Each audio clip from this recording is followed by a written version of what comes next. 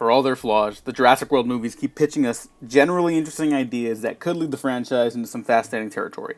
In Jurassic World, we saw a little bit of nature versus nurture versus capitalist interests, which is the whole reason for the inclusion of the Indominus Rex. For Jurassic World Fallen Kingdom, the new film by J.A. Bayona, taken over from Colin Trevorrow, wants us to look at our broader relationship to the Jurassic series. Now that dinosaurs are here, there are no longer hypothetical questions about how humanity deals with the creatures. We have to adjust, adapt, or allow them to die. They're living, breathing creatures that exist on our planet, and as such, the question remains, does humanity have an obligation to save the creatures from a re-extinction event, or is this perhaps nature's way of course-correcting? It's a fascinating question, one the movie even addresses in a handful of moments. Unfortunately, Fallen Kingdom is made up of many other moments, most of which are about as dumb, mean-spirited, regressive, and aggressive as its immediate predecessor. The first issue right off the bat is a lack of interest in the actual discussion of what we just talked about. There are images of news footage, a courtroom scene with deity Jeff Goldblum declaring perhaps nature is once again attempting to course correct itself, and we should let the dinosaurs die. Before you know it, Bryce Dallas Howard's Claire Williams is meeting up with the secret partner of John Hammond's because these sequels seem intent on smothering that man's legacy, and we're on a race against time to save as many dinosaurs as possible before a volcanic eruption. And I'll say this, it's not every day a messy, bloated blockbuster gets to distinguish its act structure through entirely different genres. Fallen Kingdom director J.A. Bayona swings for the fences here, goes wide with a disaster movie, narrows his focus in a claustrophobic thriller set in a boat, and aims for a thrilling haunted house finale that's right in his wheelhouse. It's the rare blockbuster that actually feels more confident as it chugs along, hypothetically anyways, and this should also hypothetically make the storytelling more tight, the pacing more intense, and the action more riveting. And it does, sort of. When Colin Trevorrow originally described this feature as a Spanish horror movie on multiple occasions, it's kind of hard to imagine what that man even perceived as such an endeavor. But thankfully, Bayona knows what he's doing, and he comes to play whenever there's a practical set piece anyways. Sometimes the CG elements and the VFX sequences tend to escape his grasp, so to speak. But in terms of the practical set pieces, there's an outstanding sequence, the gyrosphere submerged underwater, that actually pulled my attention back in when I was immediately ready to check out. Bayona plays with framing, lights, and shadows in a manner that borderlines on pulpy, and sometimes something truly visceral, even primal at times. He reuses similar tricks in revealing dinosaurs in what are supposed to be horrific moments, often shrouding them in shadows and darkness, with momentary flashing light sources revealing the toothy creatures. And you know what? He reuses it a couple times, but it's a different approach to familiar ground, so I'll take it. The much-discussed haunted house finale comes pretty close to saving the entire movie for me, if only for the film to maneuver some impressive and even expressive camera work. The revelation of this mysterious Indoraptor is handled with the same methods that I described above, utilizing lights and shadows to hide and then present something horrific. And then sadly, for every thrilling or creatively inspired moment, there are another dozen to pull me away from the fleeting entertainment. I should probably devote an entire section to the villains because they're so one-dimensional, but because they're so one-dimensional, I'll keep it brief. They're bad. Okay, let me elaborate. They're terrible. Moving on. Chris Pratt and Bryce Dallas Howard are made two of our finest actors working today, and Lord help me, this franchise continues to give them nothing. Pratt's Owen and Howard's Claire remain at romantic odds for reasons that can only be described as, we need conflict here. When the characters do engage in the romantic baggage, it's clear that Owen's just kind of a dick, and the only true love Owen feels is for his pet raptor Blue, which is still weird to me, but whatever. And the script needs there to be some semblance of conflict for him before he goes back to the island outside of Claire, I guess, so we need to be reminded, as well as Owen, that he did care about this raptor at one point. But it's weird because they never really had a falling out, but I guess we're just going to roll with that anyways, so whatever.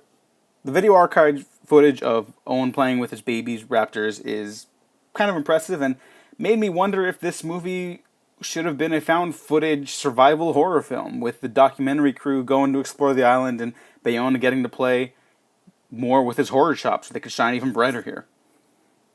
It also hit me while watching this that Owen's a little too callous about his baby raptors being obliterated by weapons and the even bigger dinosaurs in Jurassic World.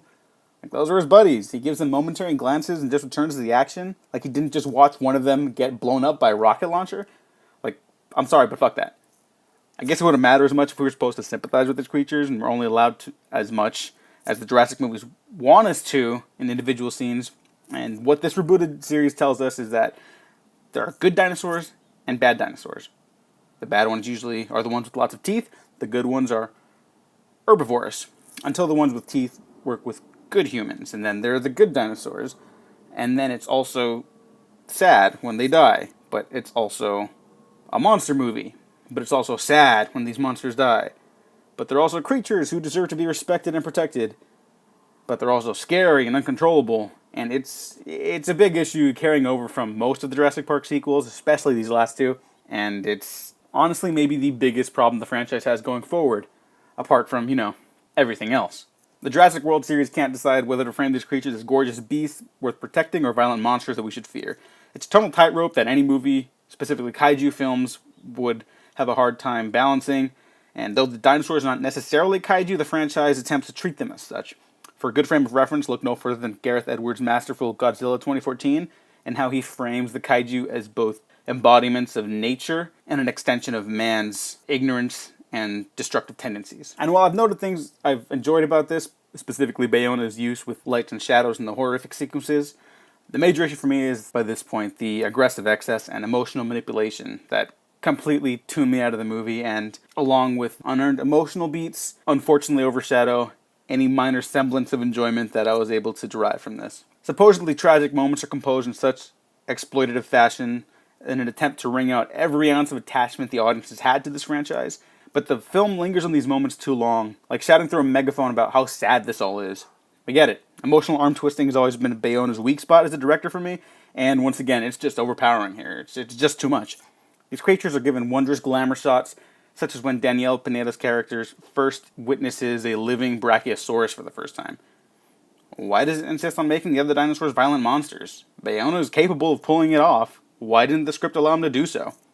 They're ultimately just larger animals than we already have on our planet, with asterisks, of course, but why would these creatures spend time fighting one another or chasing humans while lava flows through their forest and a volcanic eruption destroys their island home? It's tone-deaf, idiotic, and actively works against the mythos of Jurassic Park.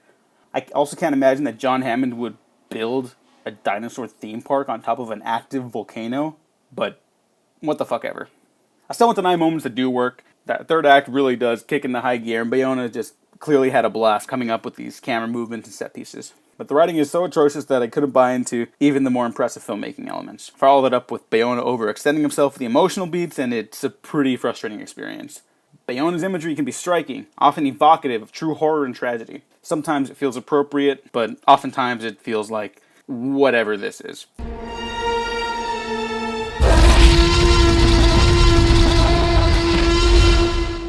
Yeah, against all logic and reason, there's a big budget movie that contains a shot of a T-Rex roaring in front of an exploding volcano, and it's somehow not the greatest thing to ever happen to me.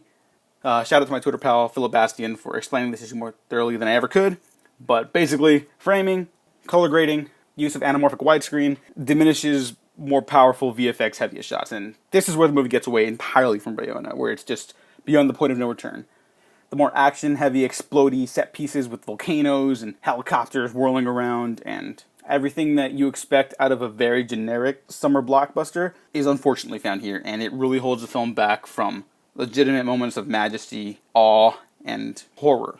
The VFX work is oddly composited during the day, but under the right lighting conditions, and specifically the nighttime sequences, the dinosaurs looked worse. They've certainly looked better, but they've looked worse. And as much as I love Michael Giacchino from time to time, his score here is hilariously overt to the point of inert. It's always stunningly obvious to accompany moments that come even close to working. He manages to diminish them. It's a real shame that Bayona had to work with one of the worst scripts of the year. The VFX-laden sequences continuously escape his grasp, but elements that are bound by practicality and lighting are worth commending. I'd be happy to see him work on another big movie of this scale again with a different creative team entirely. More works for him than it doesn't. Not so much hashtag Bayona did nothing wrong, as much as hashtag Bayona should have saved this movie, as opposed to it bringing him down.